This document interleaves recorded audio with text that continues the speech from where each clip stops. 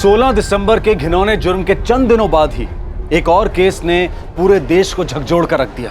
कम से कम जब तक इस केस की खबर हेडलाइंस में थी, तब तक तो निश्चित रूप से एक तूफान उठ खड़ा हुआ था। इस बार जुर्म की शिकार थी एक 5 साल की बच्ची।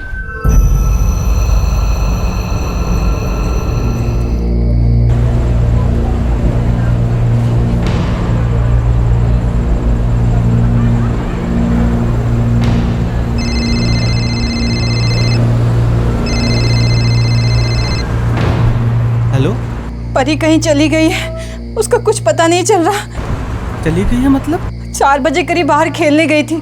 मैंने उसे 6:30 बजे तक वापस आने को कहा था, अभी तक वापस नहीं आई है। पता नहीं कहाँ चली गई है। अलका, तू क्या बात कर रही है? मैंने हर जगह देख लिया, उसको कुछ पता नहीं चल रहा। एक काम कर, तू महेश को फोन कर, वो परी को ढूंढ देगा।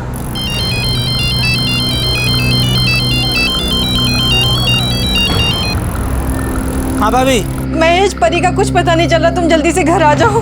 क्या कुछ पता नहीं चल रहा है? ठीक है, मैं अभी आता हूँ भाभी।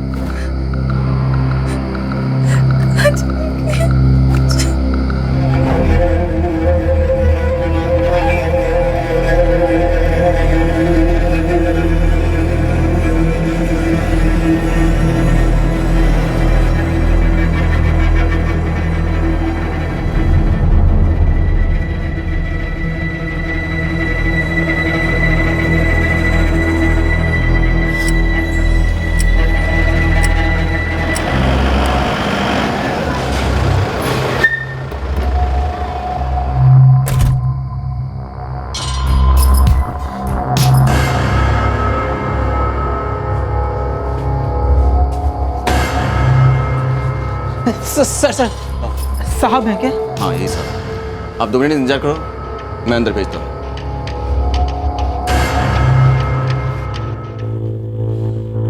परी खुद ही कहीं चली गई होगी, किसी रिश्तेदार के यहाँ।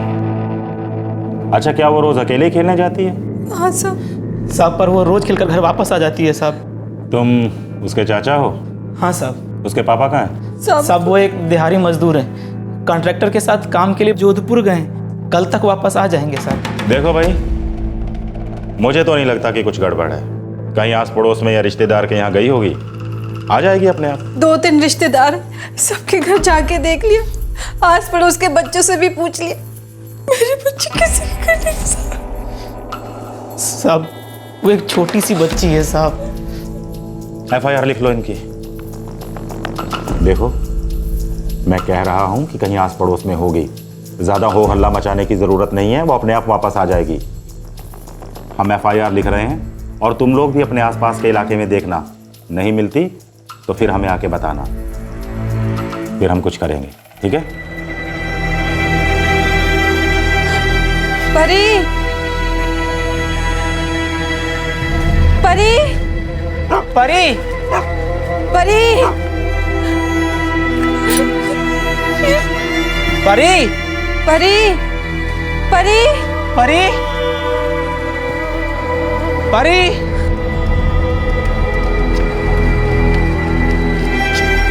परी।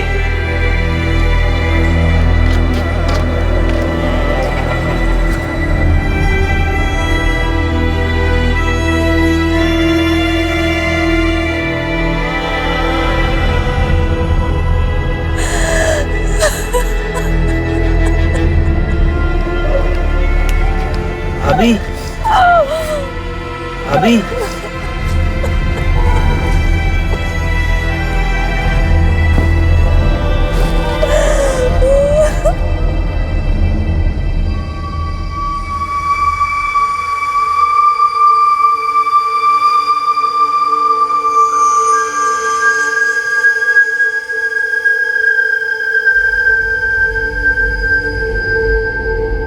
एक 5 साल की बच्ची घर नहीं लौटी थी। जनवरी 2013 के सुप्रीम कोर्ट के ऑर्डर के अनुसार किसी भी गुमशुदा बच्चे के केस में सबसे पहले FIR दर्ज की जानी चाहिए, और जब तक कोई दूसरा पहलू साबित नहीं हो जाता है, तब तक उस केस की किडनैपिंग के केस की तरह ही कार्रवाई होनी चाहिए। बच्चे के लापता होने की सूचना तुरंत ही वायरलेस पर क्राइम ब्रांच, सभी लोकल पुलिस स्टेशंस और पुलिस कंट्रोल रूम्स को भेजी जानी चाहिए। तत्काल ही इसकी इंफॉर्मेशन किसी भी सेंट्रल या फिर इंटरस्टेट डेटाबेस वेबसाइट पर अपलोड करनी चाहिए, जो कि चाइल्ड प्रोटेक्शन यूनिट्स और पुलिस यूनिट के बीच में नेटवर्किंग का काम कर रही हो। बच्चे के पोस्टर्स हर जगह पर लगवाने चाहिए और जिस जगह पर बच्चे को आखिरी बार देखा गया है उस जगह के आसपास के सभी इलाकों की अच्छी तरह से तलाशी ली जानी चाहिए और पूछताछ करनी चाहिए। ये एक स्टैंडर्ड ऑपरेटिंग प्रोसीजर है जो कि सभी स्टेट्स में लागू होना चाहिए। लेकिन इस केस में अगले दिन तक अलका और उसका देवर महेश 5 साल की परी को खुद ही तलाश कर रहे थे।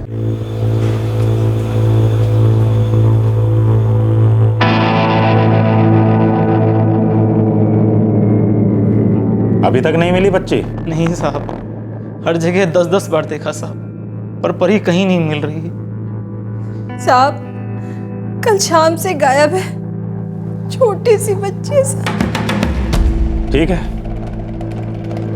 हम ही कुछ करते हैं। वैसे जब तुम लोगों को नहीं मिल रही है तो हमें कहाँ से मिलेगी? उसका कोई फोटो वोटो है तो ला के दो, फिर देखते हैं क्या कर सकते हैं।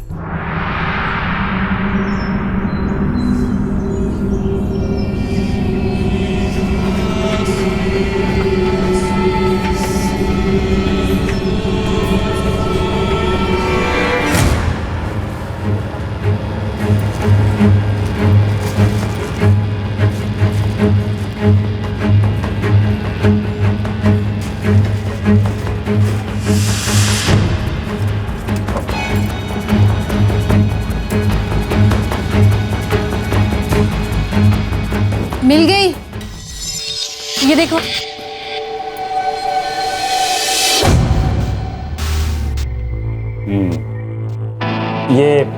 ये है वो बच्ची? हाँ साहब, यही है। ये लो, आसपास के इलाके में पूछताछ करो। अगर हमें बच्ची की कोई खबर मिलती है तो हम तुम्हें खबर कर देंगे, ठीक है? जाओ भाई, खबर कर देंगे, बोला ना।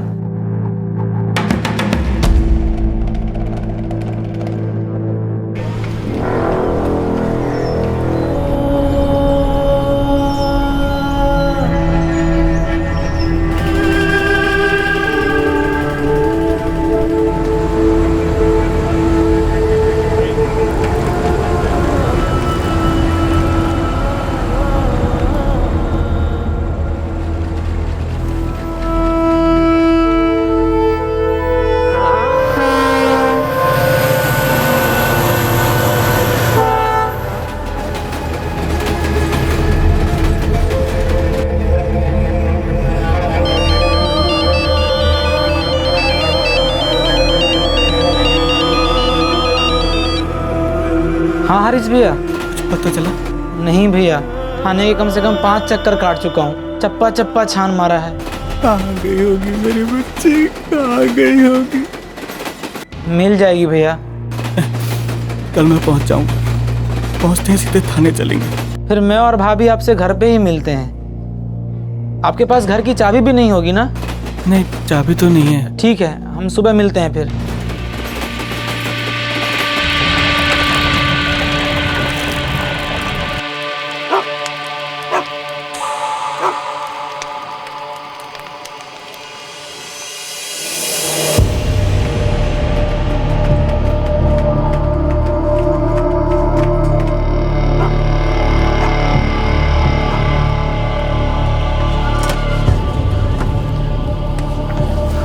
सीधे थाने चलते हैं।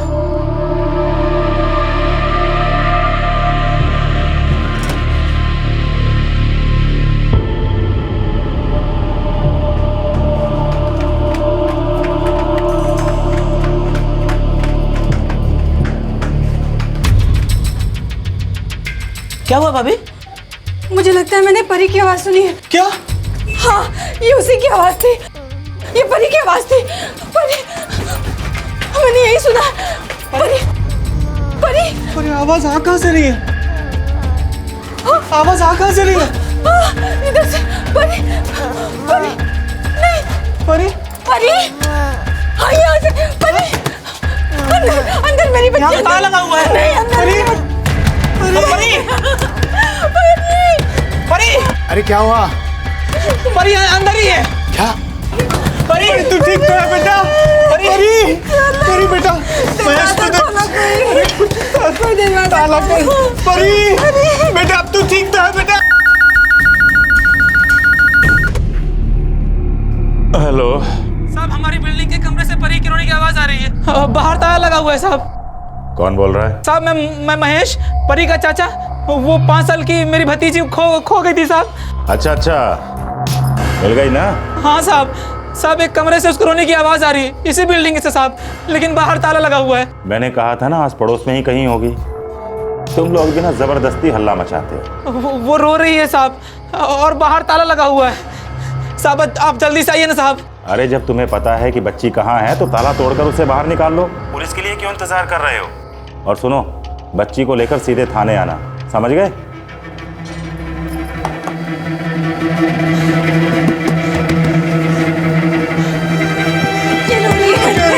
इंस्पेक्टर साहब बोल रहे हैं कि ताला तोड़ के परी को बाहर निकालो, वो लोग यहाँ पे नहीं आएंगे। अरे बेचारी बच्ची अंदर रो रही है, हमें ताला तोड़ देना चाहिए। परी परी परी बाबा परी बेटा कहाँ बेटा?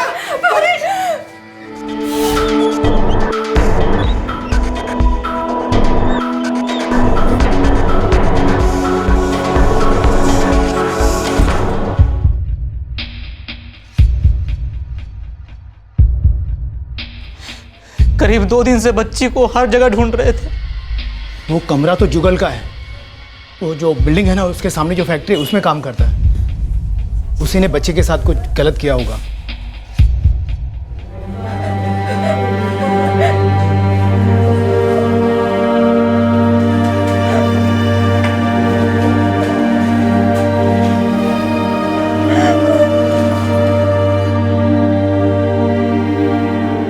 डॉक्टर, क्या हालत कर दी है बच्ची की? हाँ, इसको कुछ पेन किलर्स दो, माइल्ड देना, सेडेटिव नहीं, बहुत छोटी है अभी। जी डॉक्टर।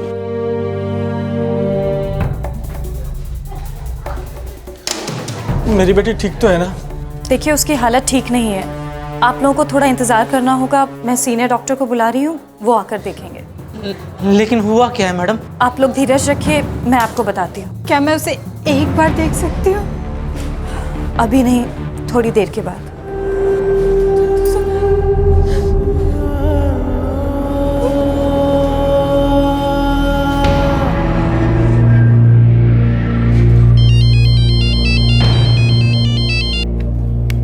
हेलो, हाँ हाँ हाँ हाँ, 1 मिनट।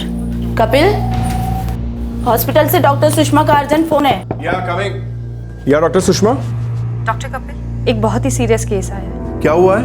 एक छोटी बच्ची है, बहुत ही बुरी हालत में। उसे बहुत बुरी तरह से मारा गया है और उस पर बहुत बुरी तरह से सेक्सुअल असॉल्ट किया गया है। Oh my God. सबसे बुरी बात तो ये है कि कुछ ऑब्जेक्ट्स इंसर्ट किए गए। उसके गले पर कुछ निशान है, शायद उसे मारने की कोशिश की गई। ऑलराइट, मैं अभी हॉस्पिटल के लिए निकल रहा हूँ। ठीक है, मैं उसे ऑपरेशन थिएटर में शिफ्ट कर रही हूँ। गुड, मैं बस पहुँच ही रहा हूँ। ओके।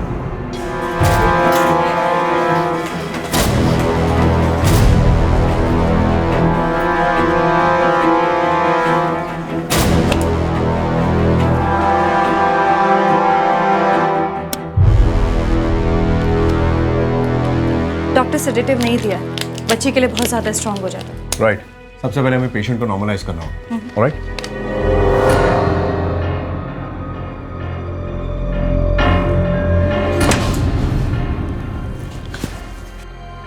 कैसी है वो? ठीक नहीं, कोई उसके साथ बहुत ही बेरहमी से पेश आया था। मुझे बताइए हुआ क्या था?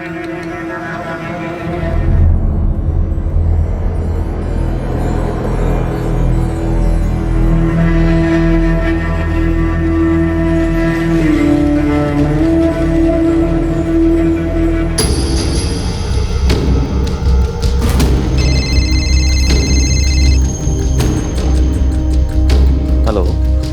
मिस्टर अभय मेहरा? हाँ जी, स्पीकिंग। मैं डॉक्टर कपिल बात कर रहा हूँ। हाँ जी डॉक्टर साहब बोलिए। अभय जी, हमारे हॉस्पिटल में एक बहुत ही क्रिटिकल केस आया हुआ है। एक 5 साल की बच्ची का मामला है। किसी ने उस बच्ची के साथ जानवरों जैसा सलूक किया है। वो बच्ची अपने घर से करीब 2 दिन पहले गायब हुई और उसी बिल्डिंग के एक बंद कमरे में पाई गई। मुझे ऐसा लग रहा है कि पुलिस उसे ढूंढने की कोशिश ही नहीं कर रही थी, इसीलिए सोचा कि आपको इन्फॉर्म करूं। शायद आपकी ऑर्गेनाइजेशन से कुछ मदद मिल जाए। बच्ची की हालत बहुत ही क्रिटिकल है और उसे बचाने के लिए कई सारे ऑपरेशंस करने होंगे। ठीक है डॉक्टर, मैं अभी हॉस्पिटल पहुंचता हूँ। बच्चों के हित के लिए काम करने वाली एक एनजीओ के कोऑर्डिनेटर अभय मेहरा को खबर दी गई। एक 5 साल की बच्ची के साथ की गई हैवानियत का मामला था। एक ऐसी बच्ची जो गायब होने के लगभग 40 घंटों बाद मिली। मीडिया को खबर मिल गई और फिर इस केस को लेकर एक आक्रोश उमड़ पड़ा।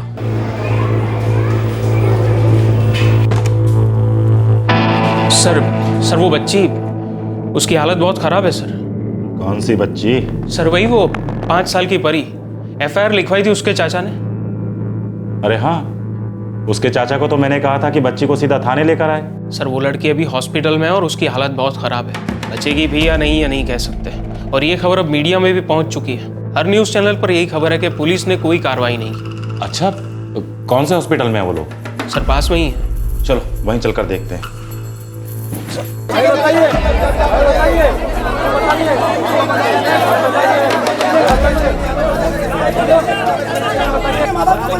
बच्चे की तबीयत के बारे में जानने हमें बताइए।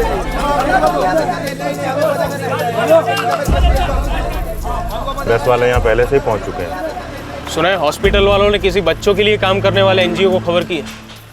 खबर बाहर तक फैल चुकी है। सुन, इसके माँ बाप से बात हो सकती है क्या? हाँ। और अकेले में? एनजीओ वालों को पता नहीं चलना चाहिए। जी सर, मैं देखता हूँ।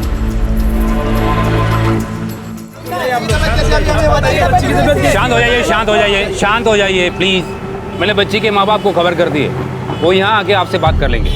मैं किसी को अंदर आने नहीं दे सकता क्योंकि अंदर और भी पेशेंट है। बच्ची की हालत कैसी है? इसकी जानकारी आपको डॉक्टर लोग देंगे। सब कुछ आपको जवाब मिल जाएगा। ठीक है, वेट कीजिए प्लीज। सर आप शांत होइए। मैडम आप शांत हो जाइए। आप शांत हो जाइए। बच्चे आ रहे हैं, उसके माँ बाप भी आपसे बात करेंगे। आप शांत हो जाइए प्लीज। मैंने चप्पा चप्पा छान मारा, हर जगह 10 बार देखा, हर घर में पूछा। पुलिस को उसी रात खबर की, बोला कि बच्ची को बचा लो। पहली बार तो उन्होंने बोला कि खुद ही बच्ची को ढूंढ लो, फिर अगली बार बोला कि फोटो लेके आओ।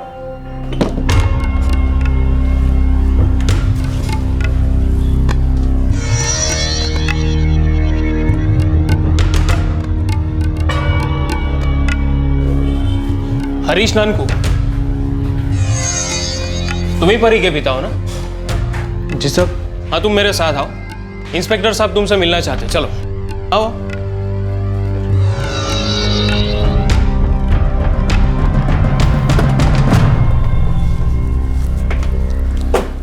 तुम उस बच्ची के बाप हो? हाँ सर। देखो, हमें पता चला है कि बच्ची के साथ बहुत बुरा हुआ है।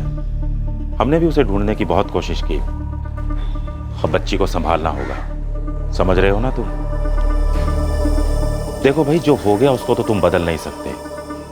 अब आगे बच्ची की भलाई के बारे में सोचो। ये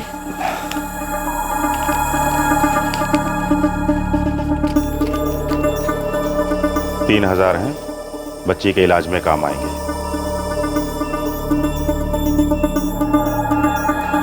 अरे रख लो, जरूरत पड़ेगी।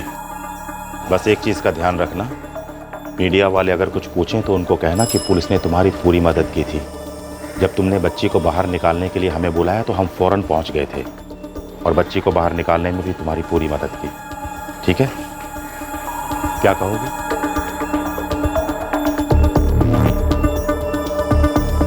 क्या कहोगे? ये कि पुलिस ने बहुत मदद की। अच्छा है, अब जाओ, जाकर अपनी बच्ची का ख्याल रखो। हम मुजरिम को पकड़ने की पूरी कोशिश करेंगे, तुम उसकी चिंता मत करना। तुम बस अपनी बच्ची का ख्याल रखो। जाओ।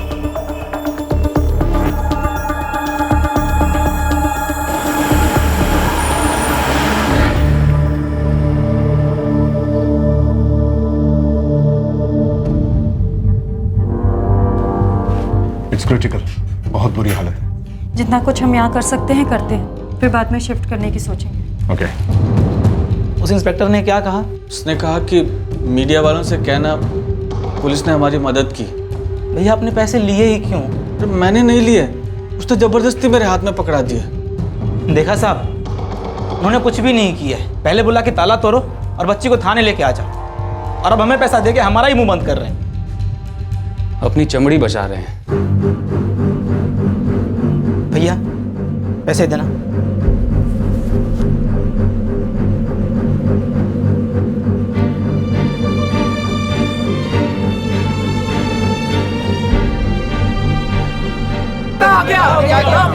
ये 3,000 रुपए हैं जो मेरे भाई यानी परी के पिता को दिए गए। क्या हुआ? इसलिए कि वो अपना मुंह बंद रखे और आप लोगों से बोल सके कि पुलिस ने हमारी मदद की है, जबकि सच्चाई ये है कि पुलिस ने हमारी कोई मदद नहीं की। पहले दिन जब मैं रिपोर्ट लिखवाने गया तो उन्होंने कहा कि बच्ची को खुद ही ढूंढ लो।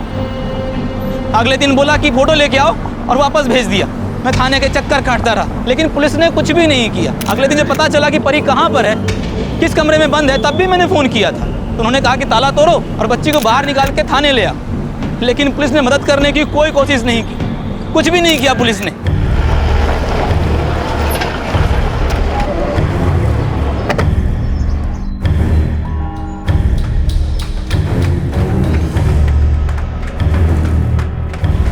हटिए हटिए, यहाँ से हटिए, सब रास्ता दीजिए, हटो।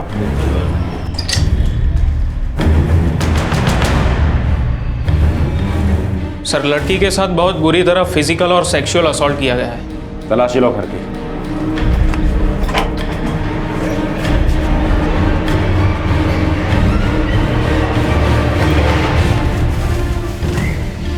जुगल नाम है साहब, यही 24-25 साल का होगा। कहाँ मिलेगा? ये तो नहीं मालूम साहब, आप मकान मालिक से पूछ लो ना साहब। कौन है मकान मालिक? करमवीर तनवर, यही पास ही में रहता है। नंबर है उसका? मिल जाएगा सर। लेके सर, बड़े साहब ने आपको थाने बुलाया है। प्रेस वालों ने थाने के बाहर हल्ला मचा रखा है। ये प्रेस वाले भी ना कोई बहाना चाहिए बस इनको। सर, आपको तुरंत बुलाया है।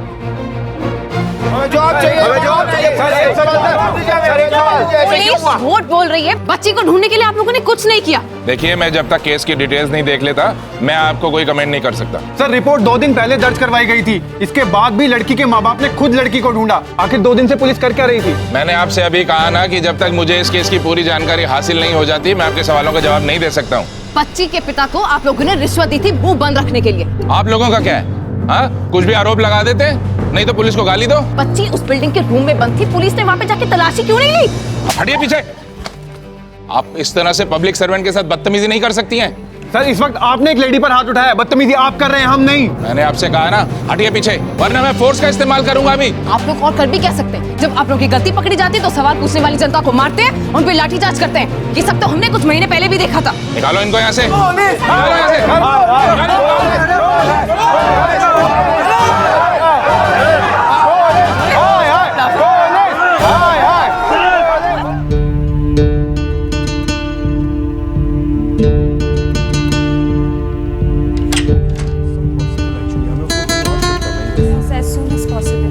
देखिए, यहाँ पर जो कुछ भी मुमकिन था हम लोगों ने किया, पर उसके शरीर के काफी अंगों में अंदरूनी चोटें आई हैं। उसे मल्टीपल सर्जरीज की जरूरत है जो यहाँ पर नहीं हो पाएंगी। उसे किसी बड़े हॉस्पिटल में शिफ्ट करना होगा और उसे तुरंत शिफ्ट कराना होगा।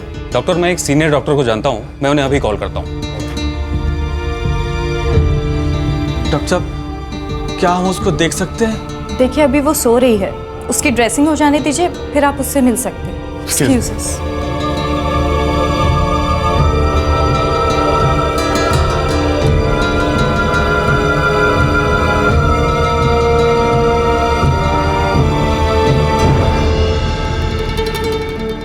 Yes sir. सर, अभी करता हूँ सर। मैं सर, गलती हो गई sir, I am sorry sir. Sir, वो औरत वहां पर बदतमीजी कर रही थी सर, मुझे गुस्सा आ गया। All right sir.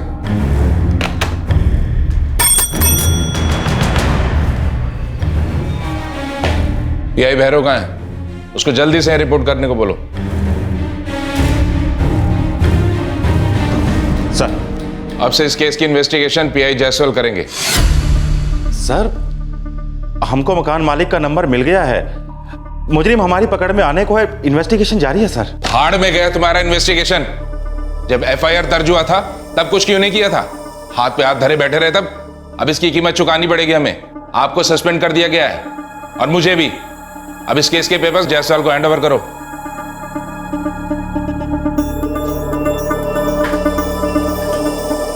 जाइए अब। सर,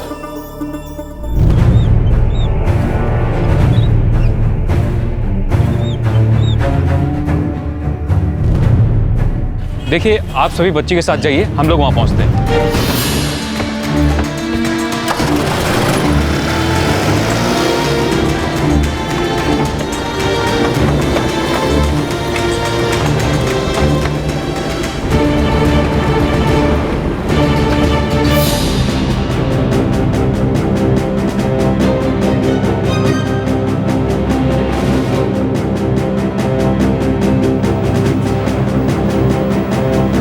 वो लड़की जिस कमरे में मिली थी उसके मकान मालिक का नाम पता चल गया, करमवीर तंवर। और वो आदमी जो उस कमरे में रहता है उसका नाम जुगल शर्मा है, उसी पे शक है। ये वारदात उसी के कमरे में हुई थी। ठीक है, अब आगे की इन्वेस्टिगेशन हम खुद करेंगे। Thank you.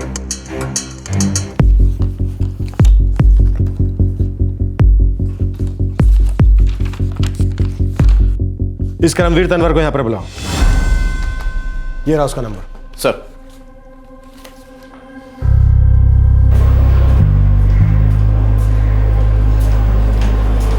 जुगल शर्मा, इसके बारे में जो कुछ भी जानते हो हमें सच सच बता दो। कहाँ है वो? सर सच्ची में मुझे नहीं मालूम। उसे जो कुछ भी किया है ये सुनकर मैं खुद सदमे में हूं। अगर वो मुझे नहीं मिला ना तो फिर तुम सदमे में जाने के लायक भी नहीं बचोगे।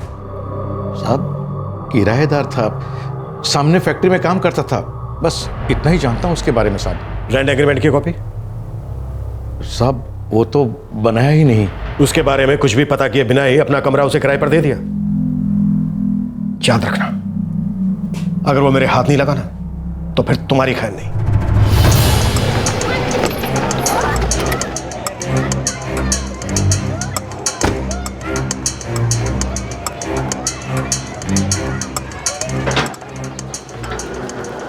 यहाँ का मैनेजर कहाँ?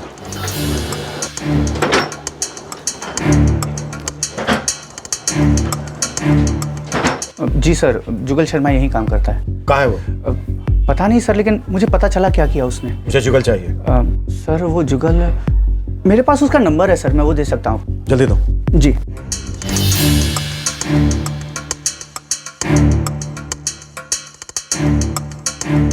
स्विच ऑफ है सर। सर मेरे पास तो उसका यही नंबर है और मैं वाकई नहीं जानता कि वो कहाँ पर है। उसके पिताजी जानते होंगे सर। उसके पिताजी कहाँ मिलेंगे? सर वो रहते कहाँ ये तो पता नहीं, लेकिन हाँ पास की गली में उनका एक स्टॉल है पूरी भाजी का। नाम क्या है? सर उनका नाम दिनेश शर्मा।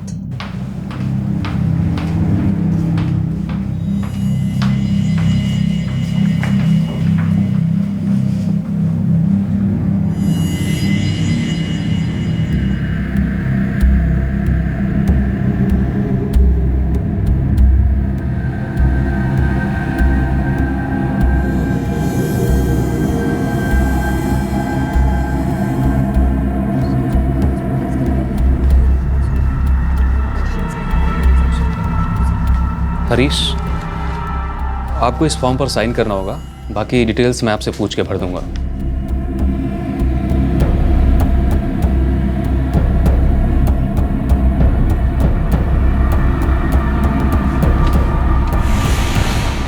Thank you. ये क्या है अभय जी? देखिए परी के बहुत सारे ऑपरेशन करने होंगे, बाकी डॉक्टर आपको सब कुछ समझा देंगे। बहन जी, मेरी बेटी ठीक है ना? अलका वो ठीक हो जाएगी, धीरज रखो। इतनी सी बच्ची, इतना सब कुछ सहना पड़ रहा है उसे, पर डॉक्टर्स पूरी कोशिश कर रहे हैं। भगवान पे भरोसा रखो।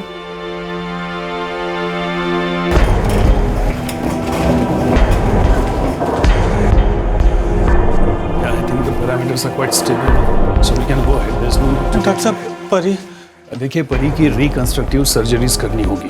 देखिए उसके बहुत से अंदरूनी हिस्से बुरी तरह जख्मी हैं और हमें सब ठीक करने होंगे। पर डॉक्टर उसकी कंडीशन अभी कैसी है? Not good.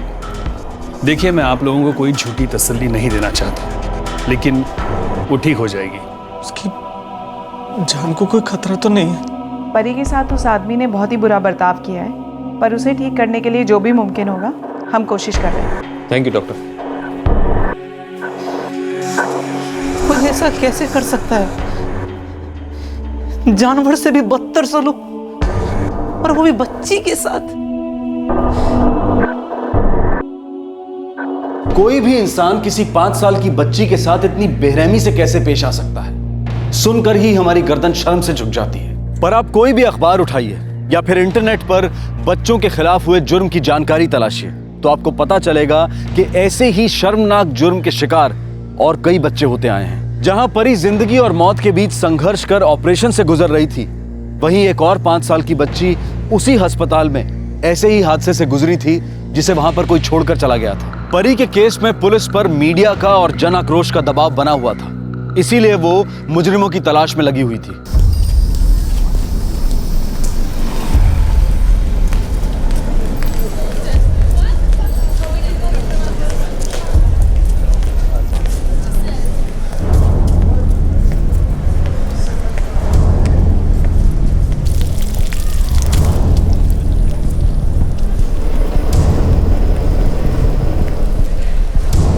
दिनेश शर्मा जी। जुगल तुम्हारा बेटा है? जी साहब। क्या हुआ? क्या किया उसने? जुगल कहाँ है? पता नहीं साहब, 3 महीने से मैंने उसकी शक्ल नहीं देखी। दिनेश शर्मा, अगर जुगल हमें नहीं मिला ना, तो हम तुम्हारी वो हालत करेंगे कि तुम पहचानने के लायक भी नहीं बचोगे। भगवान कसम मुझे नहीं पता कि वो कहाँ है, और मुझे तो ये भी नहीं पता कि उसने ऐसा कुछ किया है। अखबार नहीं पढ़ते? हाँ? तुम्हारे बेटे ने 5 साल की बच्ची के साथ इतना घिनौना कांड किया है, और तुम कह रहे हो कि तुम्हें कुछ नहीं पता, कुछ नहीं जानते। तो साहब जी, मुझे कुछ नहीं मालूम है, मुझे कुछ भी नहीं पता साहब। हो सकता है कि वो गांव वापस चला गया होगा। किस गांव के हो तुम? कलवेपुर, झारखंड में। जब तक हमें जुगल नहीं मिल जाता तुम यहीं रहोगे। साहब जी,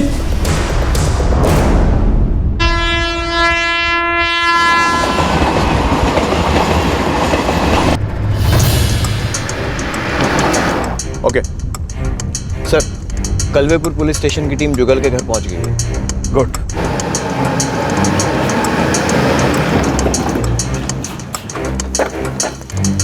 सर, वो अंदर नहीं है सर। मुझे नहीं लगता, वो अंदर ही छिपा होगा।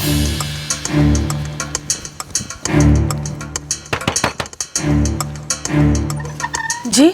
जुगल कहाँ है? पता नहीं, वो यहाँ नहीं आया है।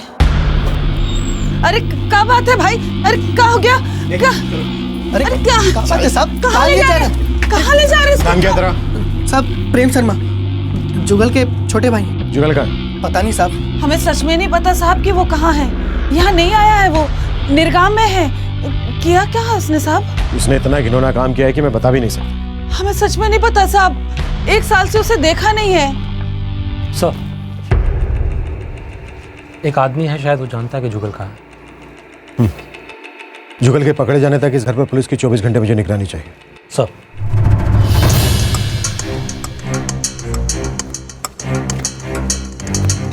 नाम क्या तुम्हारा? बिरजू। जुगल कहाँ है? जुगल वो अपने ससुराल में होगा साहब, अपनी बीवी के साथ। ससुराल कहाँ है उसका? जी धीवापुर। गाड़ी में बैठा इसको, तुम्हारे साथ चल रहा हूँ। जी साहब।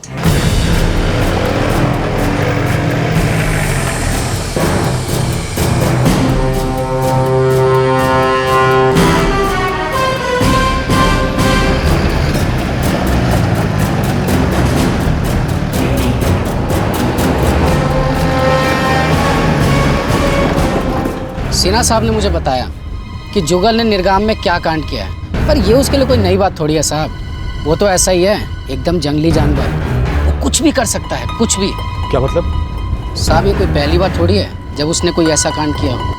पहली बार नहीं है, मतलब क्या तुम्हारा? साहब, इससे पहले भी वो ऐसे कई कांड कर चुका है। क्या जुगल ने ऐसा ही कोई जुर्म पहले भी किया था, पर लोकल पुलिस ने उसके क्रिमिनल रिकॉर्ड के बारे में कुछ नहीं बताया था?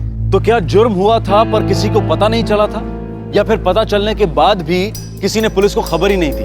3 साल पहले की बात है साहब।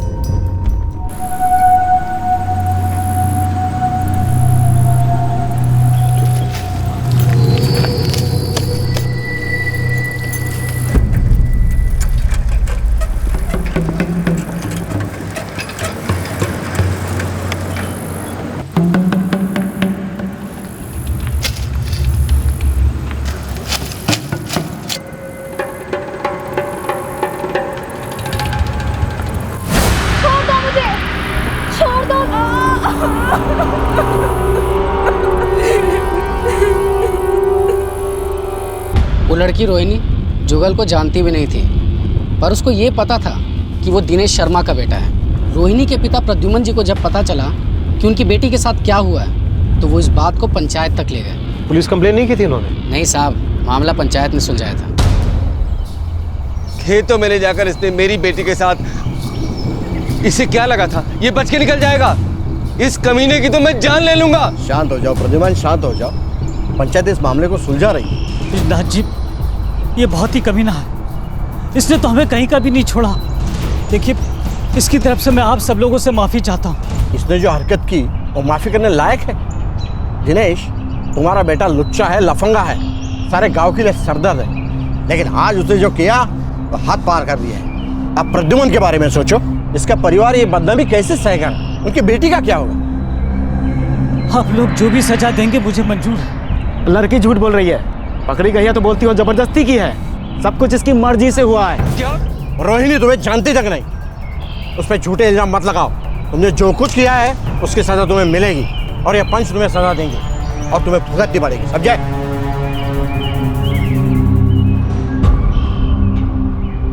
लड़की की इज्जत बचाने के लिए पंचायत ने जुगल की शादी रोहिणी से करवा दी। अब पंचायत के खिलाफ तो कोई कुछ बोल नहीं सकता, पर गांव में सबको ये लगता था कि जुगल को पुलिस के हवाले कर देना चाहिए था।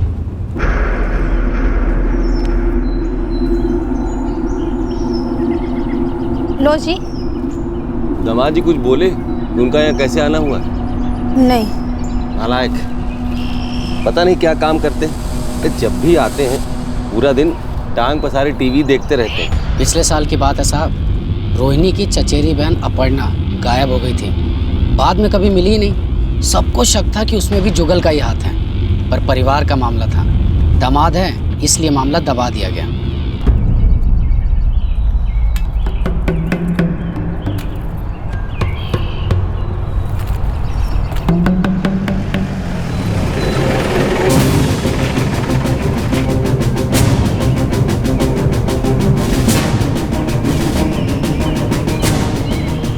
रोहिणी का घर यही है? जी, मैं उसका पिता हूँ। जुगल का है? पर हुआ क्या है साहब? वो है कहाँ? यही है ना जुगल? रोक!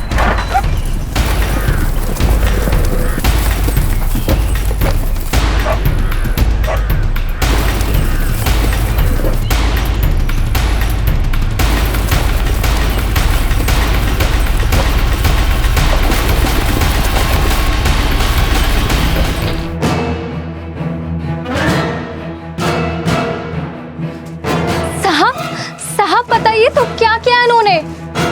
क्या किया है? जुगल ने 5 साल की बच्ची के साथ ऐसा घिनौना काम किया है कि तुम सोच भी नहीं सकते।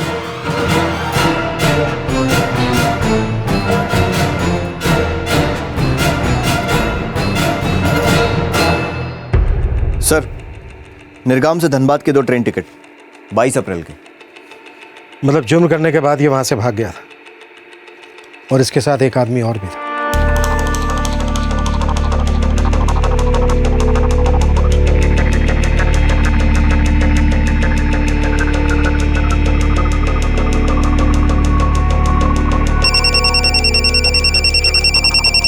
सर, जुगल का निर्गाम का नंबर जो फैक्ट्री मैनेजर ने दिया था, तब फोन स्विच ऑफ था।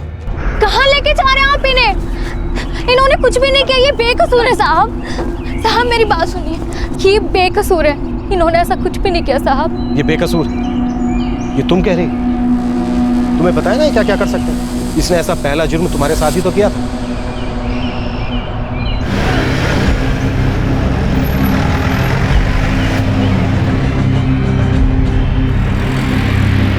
5 साल की परी अब धीरे धीरे ठीक हो रही थी, लेकिन वो समझ ही नहीं पा रही थी कि उसके साथ क्या हुआ था। वो समझ ही नहीं पा रही थी कि आखिर उन 2 पड़ोसियों ने उसे इतनी बुरी तरह से क्यों मारा था, जबकि उनमें से एक तो उसे चॉकलेट खिलाने के लिए ले गया था। जुगल के साथ वो दूसरा आदमी कौन था? तेरे साथ दूसरा आदमी कौन था? कौन था? अनिल साहब। कौन है अनिल? दोस्त है साहब। ए जुगल, देखना यार, मजा आएगा यार, देखना। साहब, वो भी मजदूरी करता है साहब। हम पी रहे थे साहब। बोतल ख़त्म हो गई तो मैंने उसे कहा चल कमरे पे चल, वहाँ मेरे पास दारू और कुछ पैसे पड़े थे।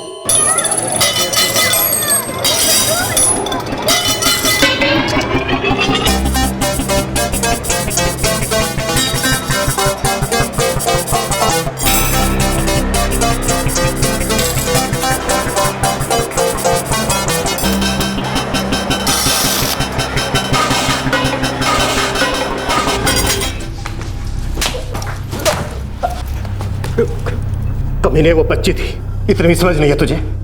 हाँ? पहले तूने उसके साथ जानवरों से भी बदतर सलूक किया, फिर उसे मारने की कोशिश की।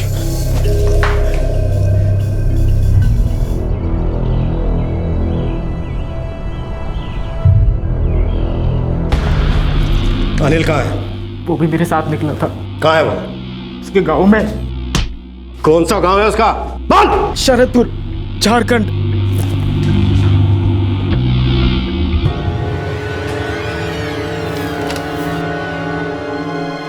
एक अच्छी खबर है हरीश, डॉक्टर ने कहा है आप परी को घर लेके जा सकते हैं।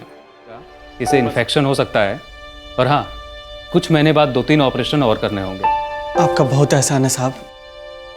एहसान की बात छोड़िए हरीश जी, देखिए सरकार की तरफ से हरजाने के नाम पर परी के नाम से एक चेक आया है और साथ ही सरकार ने सरकारी हॉस्टल में परी के रहने का बंदोबस्त भी किया है और जब तक ये ठीक नहीं हो जाती तब तक आप लोग भी उसके साथ रह सकते हैं।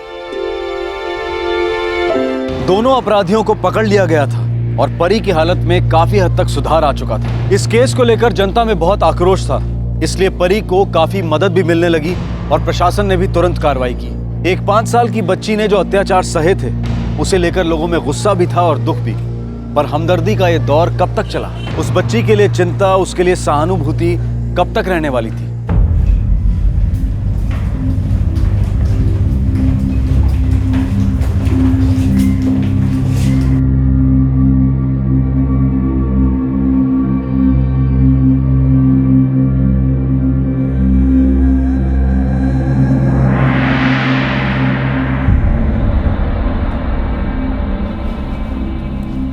अलका नंदको, आप इन दोनों को पहचानती हैं?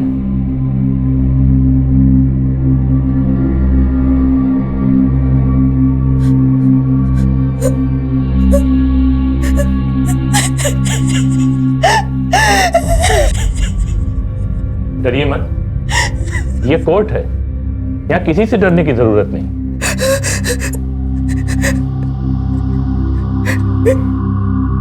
इसे मैं पहचानती हूँ, ये जुगल है। इसी के कमरे से मेरी बेटी मिली थी। ये दूसरे को मैं नहीं पहचानती।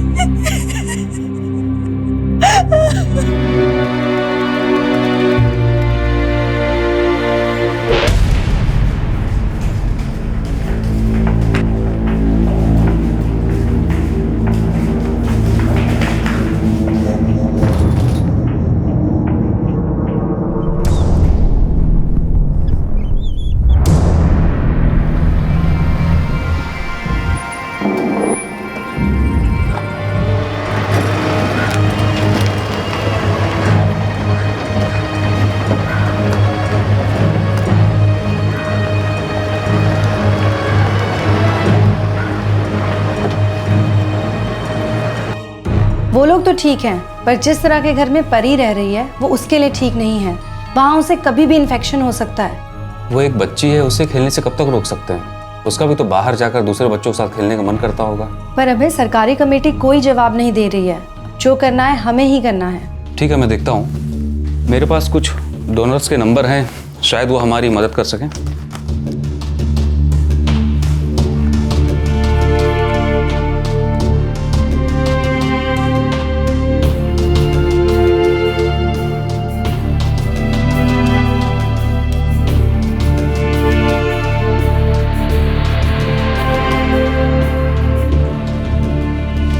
भाई यही घर है, खाली है और मैं खुशी खुशी दे सकता हूँ। और इस नन्ही परी के लिए जो मांगोगे मिलेगा। आपका बहुत बड़ा एहसान होगा साहब। एहसान किस बात का? अरे वाहेगुरु ने मेरे को बहुत दिया है। ये तो अभी ने जो मेरे को एक रास्ता दिखाया है अच्छा काम करने के लिए। देखिए, जब तक हम परी के लिए नया मकान नहीं ढूंढ लेते तब तक आप लोग यहाँ रह सकते हैं। वैसे एक ब्रॉडकास्ट नेटवर्क है जिसने परी के लिए फंड्स कलेक्ट किए हैं, उसी फंड से हम परी के लिए नया मकान ढूंढेंगे। और हाँ, यहाँ पास में एक स्कूल भी है और वो लोग परी को एडमिशन देने के लिए राजी हो गए हैं और बाद में रवि को भी। और हरीश, उसी स्कूल में मैंने आपके लिए पियोन की नौकरी देने की बात भी की है। आपका ये एहसान कैसे चुका पाऊंगा साहब? ये सब बातें छोड़िए, देखिए हम एनजीओ वालों का काम ही है ये। और हाँ, परी के सारे मेडिकल के बिल्स हम ही पे करेंगे और हम सब चाहते हैं कि परी इस हादसे से बाहर आए और एक नॉर्मल बच्चे की तरह जिंदगी की नई शुरुआत करे।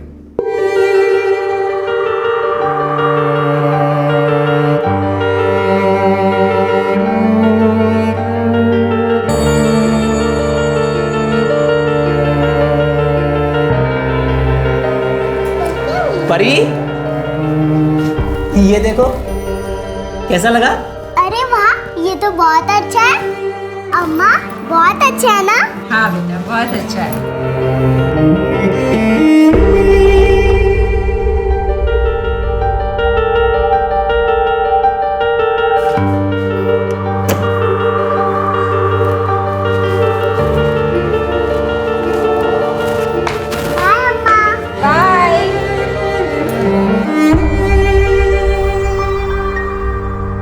जुगल और अनिल, इन दो अपराधियों पर जो चार्जेस लगे हैं वो है आईपीसी की धारा 376D, सामूहिक यौन उत्पीड़न यानी कि sexual assault by a gang, धारा 377 अननेचुरल ऑफेंसेस, धारा 363 अपहरण के लिए, धारा 366A आपराधिक उद्देश्य से एक नाबालिग को बहलाने के लिए, धारा 342 गलत इरादे से बंदी बनाने के लिए, धारा 307 हत्या के प्रयास के लिए, धारा 201 सबूत मिटाने के लिए और पॉक्सो एक्ट की धारा 6 के तहत आरोप लगे हैं। पॉक्सो एक्ट यानी कि protection of children from sexual offence एक विशेष कानून है जिसके तहत आरोपी पर ही अपने आप को निर्दोष साबित करने की जिम्मेदारी होती है। परी की जिंदगी अब धीरे धीरे सामान्य होती जा रही है।